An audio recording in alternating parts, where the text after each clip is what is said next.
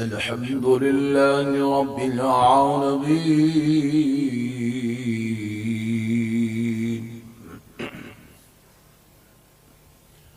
والصلاة والسلام على سيد الأنبياء والمرسلين وعلى آله وصحبه أجمعين الأكرمين. سبحان الله سبحان الله. أشهد أن لا إله إلا الله وحده لا شريك له، آباد زندہ باد. وأشهد أن سيدنا ونبينا ومولانا محمدا عبده ورسوله. أما بعد فأعوذ بالله من الشيطان الرجيم. بسم الله الرحمن الرحيم. سبحان الله سبحان الله. لقد من الله على المؤمنين إذ بعث فيهم رسولا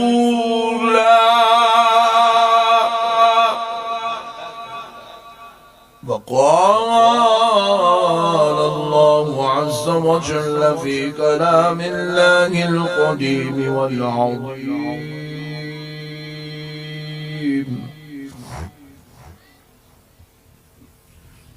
قد جاءكم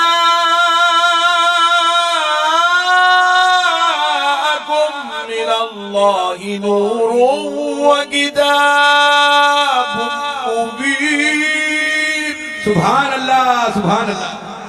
صدق الله العظيم وبلغنا رسوله النبي الكريم،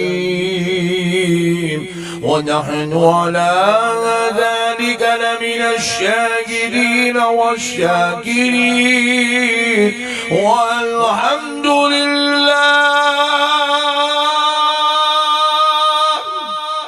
والحمد لله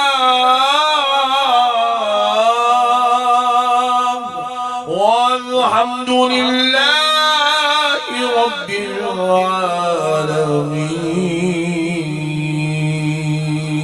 العالمين. سبحان الله. محترم سامعین کرام، معزز بزرگ حضرات اور نوجوان ساتھیوں، بالخصوص اسٹیج پر جلوہ افروز جلیل القدر علماء کرام، خطباء عظام، نعت خواہ حضرات، دانشوران قوم و ملت، محبان اہل سنت، غلامان غوث اعظم و غلامان غریب نواز، یہ اللہ تبارک و تعالیٰ کا کروڑہا احسان ہے. اس کے پیارے حبیب رحمت للعالمین صلی اللہ علیہ وآلہ وسلم کی لطف و عنایت ہے کہ آج چتوڑ گڑھ کے اس بابرکت اجتماع سے آپ عاشقان رسول سے خطاب کی سعادت نصیب ہو رہی ہے. اللہ تبارک و تعالیٰ پیارے حبیب پاک کے صدقے و طفیل سے ہم سب کو آج کی یہ جو نعمت اللہ نے عطا کی، اس بابرکت جلسے میں حاضری کی، اللہ اس کو قبول فرما لے.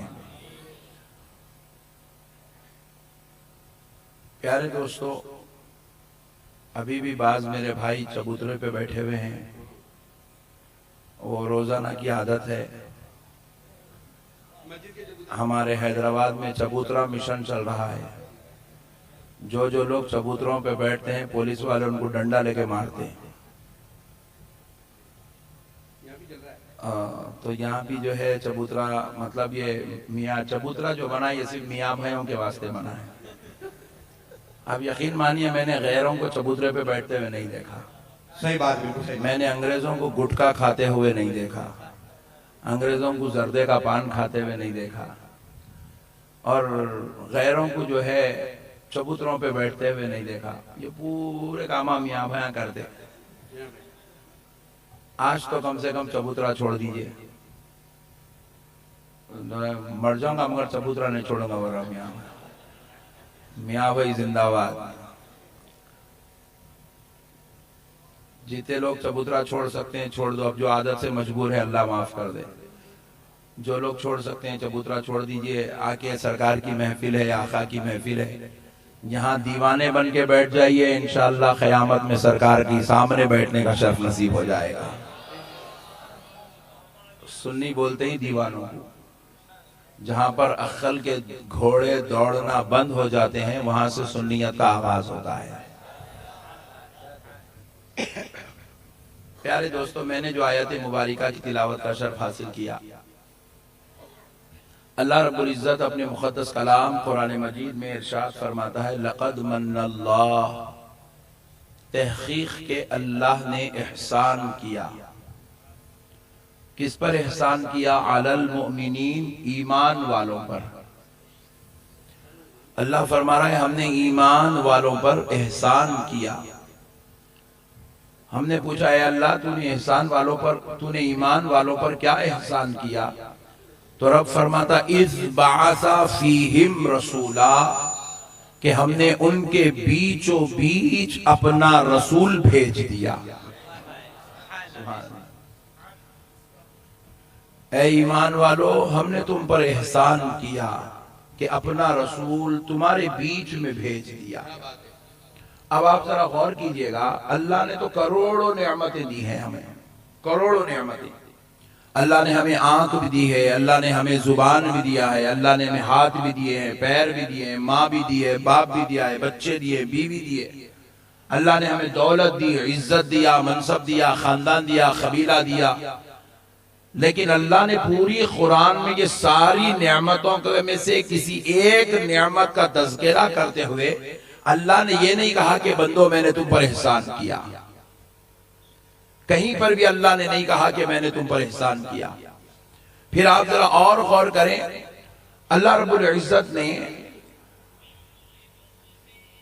ایک نعمت اتنی شان و عظمت والی عطا فرمائی، ایسی لا قیمت، ایسی قدر والی عطا کی کہ پوری کائنات بھی اگر بیچ دے تو اللہ کی اس ایک نعمت کو انسان نہیں خرید سکتا۔ بے شک بے شک بے شک بے شک۔ دنیا کے سارے بڑے بڑے منصبدار، عہدیدار، مالدار سب عاجز ہیں اللہ کی نعمت کے سامنے۔ ایسی لاکھوں نعمتیں ہیں مگر ایک نعمت میں آپ کو تذکرے کے طور پر عرض کرتا ہوں، یہ جو سانس ہے، سانس۔ لوگ اپنا گردہ کسی کو دے سکتے ہیں، دل دے سکتے ہیں، آنکھ دے سکتے ہیں، خون دے سکتے ہیں، لیکن باپ بھی چاہا تو اپنے بیٹے کو ایک سانس نہیں دے سکتا، اور بیٹا چاہا تو اپنے باپ کو ایک سانس ادا نہیں کر سکتا، کیونکہ یہ سانس اللہ کی ایک ایسی لا قیمت نعمت ہے۔ ایک مرتبہ اگر رک گئی 150 کلو کا آدمی جگہ پہ سے ہل جاتا نہیں۔ چتوڑ گڑھ میں نہیں ہلتا کیا؟ ارے پھر ایسا گھول کے دیکھ رہے میں کو ڈر ہو رہا نا میرے بھائی۔ آدمی اگر یہ سانس رک گئی، اگر 10 ملکوں کا بھی صدر ہوگا تو وہ ڈھیر ہو جائے گا، اس کی اوقات ختم ہو جائے گی۔ جب تک یہ سانس چل رہی ہے آدمی حیات میں ہے، ہر عضو اس کا کارآمد ہے۔ جیسے یہ سانس نکل جائے آدمی 2 دن بھی اب گھر والوں کے ساتھ میں رہنے کے لائق نہیں رہتا۔ اللہ نے ایسی لا قیمت نعمت انسان کو دی، پوری کائنات بھی اگر انسان بیچ دے تو بدلے میں ایک سانس نہیں خرید سکتا۔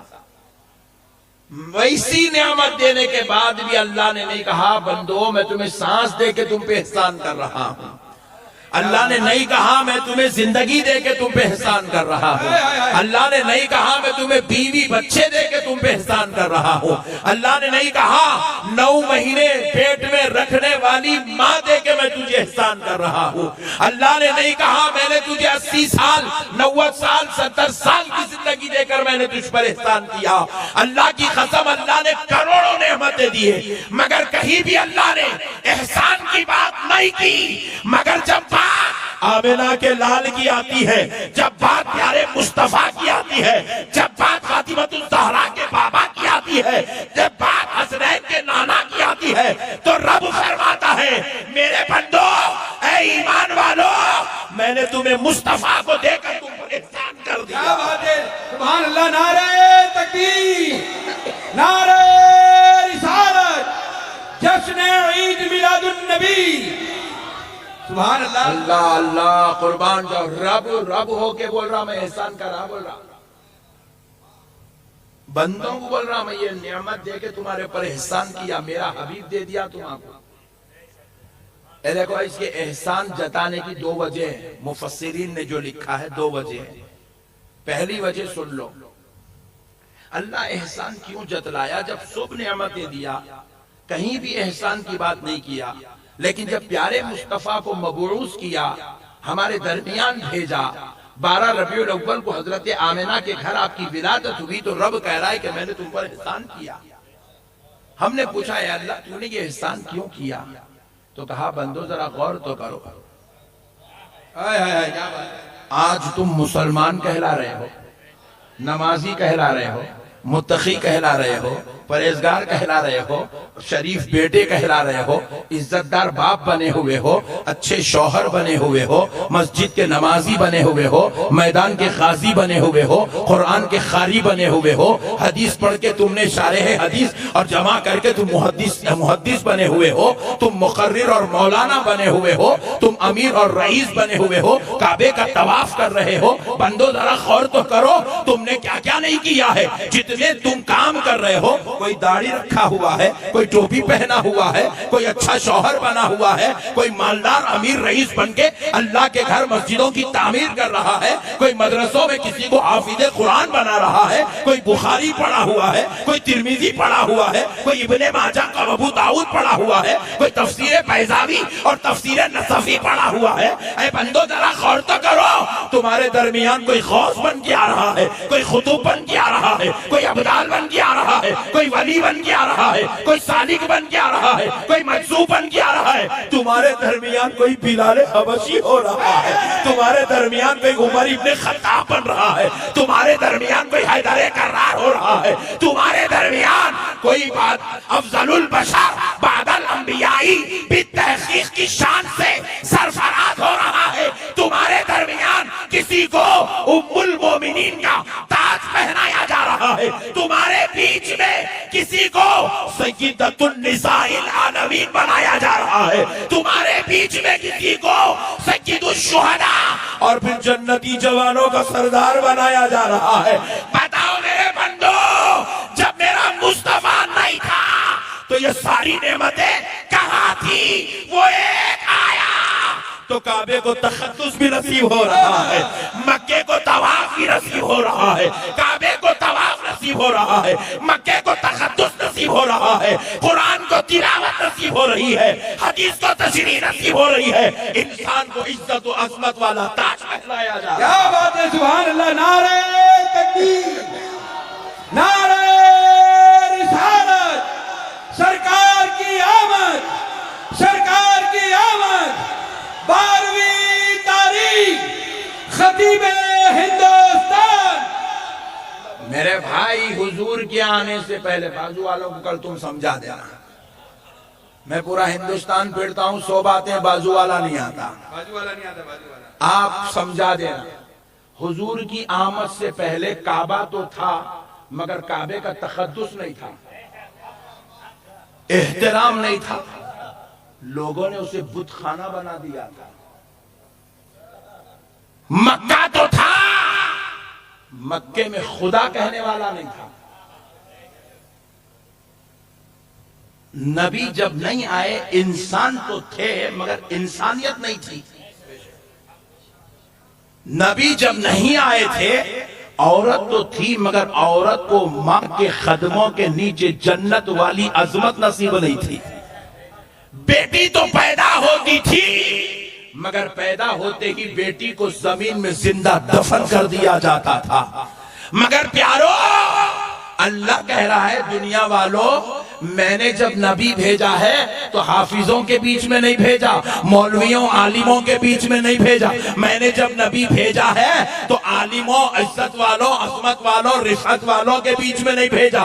میں نے نبی کو جاہلوں کے بیچ میں بھیجا ہے، ان پڑھوں کے بیچ میں بھیجا ہے، بد اخلاق بد نصیب لوگوں کے بیچ میں بھیجا ہے، ان لوگوں کے بیچ میں بھیجا ہے جو انسان تو تھے مگر انسانیت نام کی چیز نہیں تھی، وہ جانوروں جیسی حرکتیں کرتے تھے۔ مگر جب میں نے میرے مصطفیٰ کو بھیجا تو اب ہوا کیا؟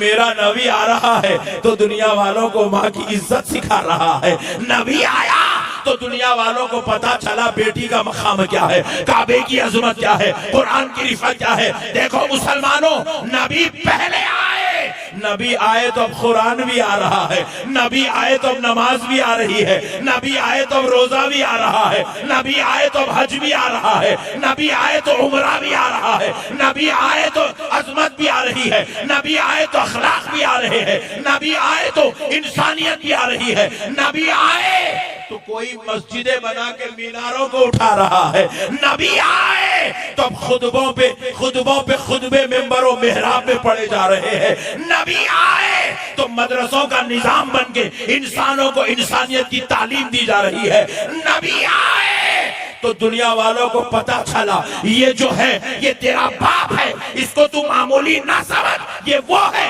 جس کو رب نے جنت کے دروازوں میں سے بیچ کا دروازہ بنایا ہے، یہ تیری ماں ہے، اس کو معمولی نہ سمجھ، یہ وہ خاتون ہے، تیری جنت اس کے قدموں کے نیچے رکھی ہوئی ہے۔ کیا بات ہے، زندہ باد زندہ باد۔ میرے پیارو، اللہ کہہ رہا ہے ایمان والو میں نے تمہیں احسان کیا نہیں۔ آج کئی لوگ بول رہے ہم اہل حدیث ہیں، او ویری گڈ، آپ اہل حدیث ہیں؟ حدیث تمہارے باپ نے لا کے دی؟ کیا بات ہے، واہ واہ۔ بولو نا، حدیث کسی کے دادا نے لا کے دی؟ حدیث کسی کے چچا یا پھپھا کے دی ہوئی کتاب کا نام ہے؟ ارے دیوانے حدیث اس کو کہتے ہیں جو میرے مصطفیٰ نے کہہ دیا ہے، جو میرے مصطفیٰ نے کر کے دکھا دیا ہے، اس کو حدیث کہتے ہیں۔ اور یہ حدیث بھی سن میرے مصطفیٰ کے صدقے میں ملی ہے۔ جب حدیث کو لے کے پوری جماعت بنائی جا سکتی ہے تو پھر حدیث دینے والے کا میلاد کیوں نہیں بنایا؟ کیا بات ہے، سبحان اللہ سبحان اللہ سبحان اللہ، واہ واہ واہ واہ واہ، کیا نکتہ دیا خدا کی قسم۔ مرحبا مرحبا مرحبا مرحبا۔ اجی خالی جن کے اقوال و افعال پہ جماعت بن سکتی ہے، جن کے اقوال و افعال پہ اگر جماعت بن سکتی ہے تو پھر ذات پاک کا میلاد کہیں کو نہیں ہو سکتا ہے۔ بڑے عجیب قسم کے لوگ ہیں بھائی دنیا کے اندر، کہاں سے آئے کہیں کو آئے اب تک سمجھ میں نہیں آیا۔ بعض لوگ بولے ہم اہل قرآن ہیں، میں بولا قرآن تمہارے ابا پہ اتری، قرآن چچا پہ اتری، قرآن کسی مولوی یا ملا پہ اتری؟ ارے قرآن کے تعلق سے رب تعارف دے رہا ہے قرآن پاک میں، لو انزلنا هذا القرآن على جبل لرأيته خاشعا متصدعا من خشیت اللہ۔ سبحان اللہ سبحان اللہ۔ اللہ اللہ تعارف دے رہا ہے، یہ کوئی ملا کی بات نہیں، اللہ کی بات ہے، اللہ کی۔ جو لوگ اپنے آپ کو اہل قرآن کہتے ہیں تھوڑا عقل کے ہوش سنبھالو۔ رب کہہ رہا ہے اگر یہ قرآن ہم کسی پہاڑ پہ اتار دیتے، پتھر نہیں پہاڑ، جبل علی جبل، کسی پہاڑ پر اتار دیتے، لرأیتہ تو تم دیکھ لیتے، خاشعا من خشیت اللہ، کلام الہی کی وجہ سے، اس کی خشیت، اس کی کیفیت، اس کی تابناکی کی وجہ سے سارا پہاڑ ریزہ ریزہ ہو جائے۔ کیا بات ہے، بالکل حق ہے۔ پہاڑ میں وہ تاب نہ ہے کہ کلام الہی کو اپنے سینے پہ برداشت کر سکے. اچھا اللہ پہاڑ کا ذکر کئی کو کرا. لطیف نقطہ یہ حوالہ پاکستانی چندی چور بولا قرآن میں غلطی ہے. بولا ملیش قرآن کو سمجھائی سے نہیں. اللہ فرما رہا ہے وَإِنَّا لَهُ لَحَافِظُونَ.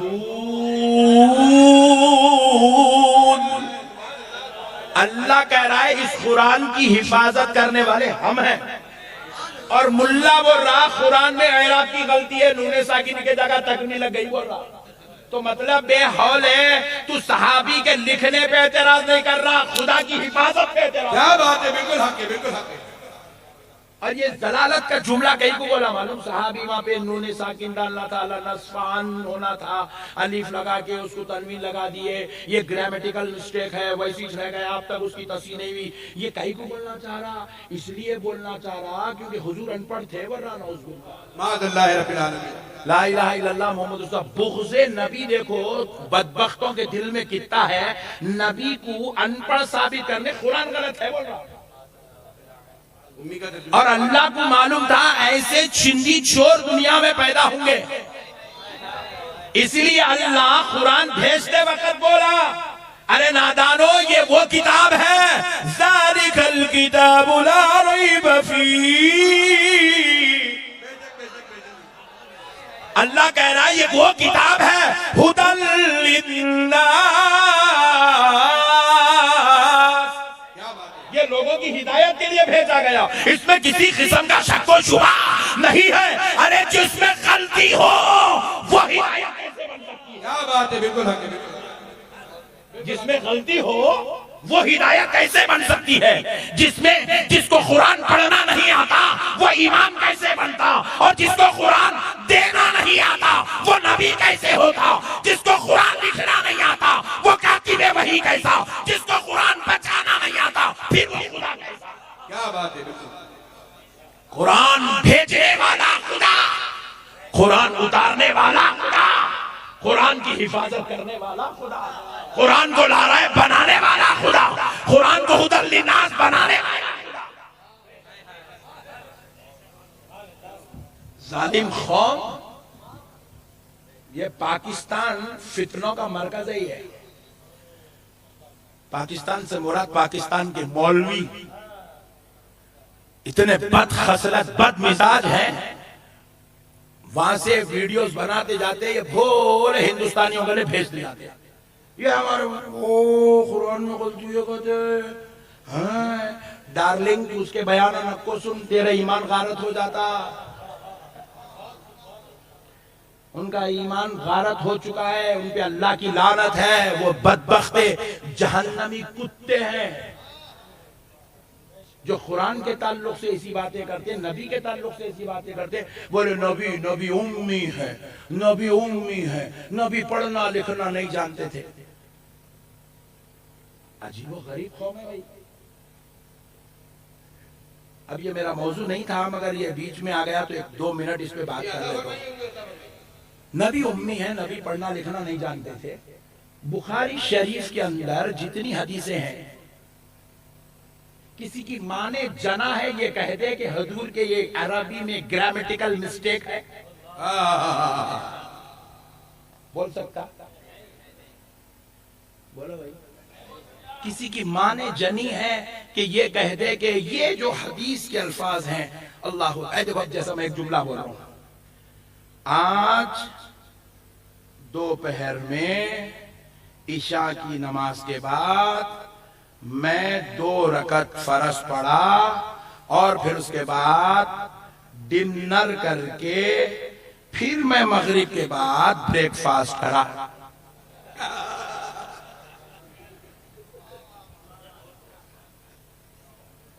مولانا یہ جملے وہی بول سکتا ہے جو ان پڑھ ہے.